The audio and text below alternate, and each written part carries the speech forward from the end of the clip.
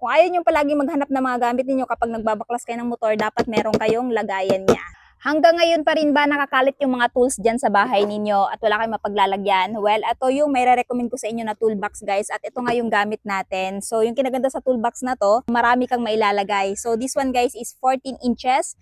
Then aside dito sa compartment dito, meron din siyang compartment dito para naman sa mga maliliit na bolts, ayan, or washer. So, dalawa yan guys, kaya marami na din kayong mapaglalagyan. Maliit na pa ako, kasyang-kasya din dito. Tapos, ito yung pinaka main compartment niya. So, naglagay tayo ng martilyo dito at syempre iba pa nating mga gamit. Ayan. Tapos, ito yung pinaka main. So, naglagay tayo dito guys ng T-wrench. So, ginagamit natin to kay Clip pag nagbabaklas tayo ng panggilid.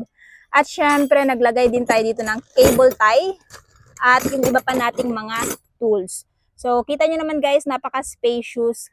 Kung ayaw nyo palagi maghanap ng mga gamit ninyo kapag nagbabaklas kayo ng motor, dapat meron kayong lagayan niya. Ito po yung toolbox na may re-recommend ko. At syempre, this one guys is napakamura ko lang nabili. At syempre, organized pa yung gamit ninyo. Kaya naman mga paps, mga moms, kung interested din kayo dito sa toolbox na to, idadrop ko na lamang yung link nito dyan sa baba.